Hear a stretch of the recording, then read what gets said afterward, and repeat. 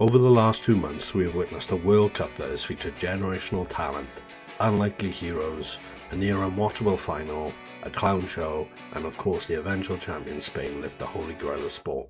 During this period, you'd be forgiven for missing some of the transfer dealings that have occurred ahead of the 26-27 club season. Over the course of this video, I will highlight 5 transfers that I believe have gone under the radar, go over some stats to shed some light on the potential impact they could make for their new clubs.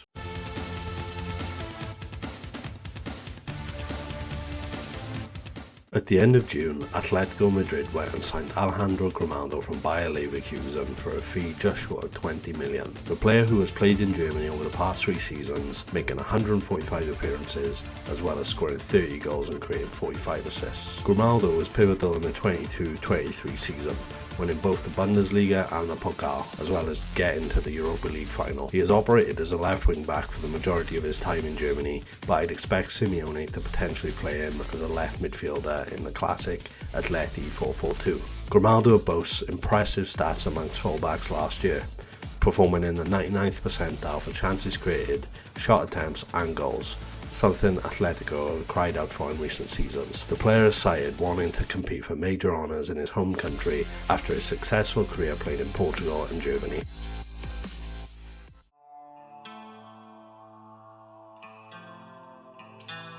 A player who came through the youth at Real Madrid and someone who idolises Sergio Ramos, Mario Gila moved to Lazio in 2022 and has made 120 appearances for the club in the last 4 seasons, showcasing his strengths in build-up play and recovery pace. Gila was wanted by Max Allegri, who is now at Napoli, as well as being monitored by Inter Milan before opting to move to the red side of the city. During pre-season training, he has been tested as both a central defender as well as an outside centre-back. Of course, we are all aware of the system the new manager Ruben Amorim plays with the back 5, garnering much success at Sporting and, to put it lightly, less so at United.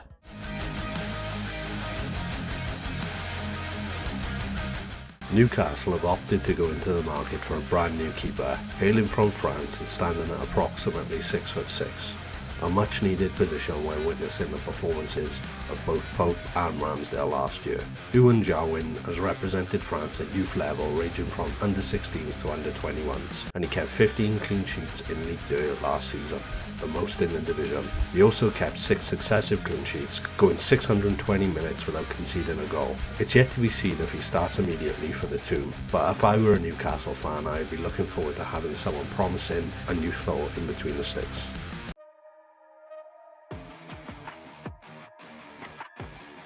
A player that was heavily linked to the Premier League before joining Fiorentina, Udinese even rejected a bid in January from Fulham, with the likes of Aston Villa and Inter monitoring Arthur's situation at Udinese. Udinese have reportedly kept a 30% sell-on clause in the deal to Florence, so we'll be hoping that he does impress and eventually makes the next step in the next few years. Fiorentina have now spent close to 80 million this summer after a relegation scare during the majority of last season, before eventually finishing 15th. Arthur was quite versatile, playing behind the striker for Udinese, mainly operating in the left channel, and will likely play as a left winger in the upcoming season.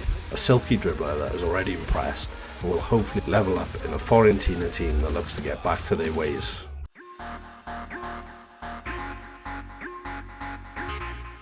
John Duran is a curious case study, a player who feels like he's been around for both a long time but is also just getting started. An explanation for this would likely be that he's already joined his 7th club at just age 22. He had loan spells at both Fenerbahce and Zenit last season, scoring 7 goals in 30 games. Benfica will pay Al Nassr €6.1 million for the loan.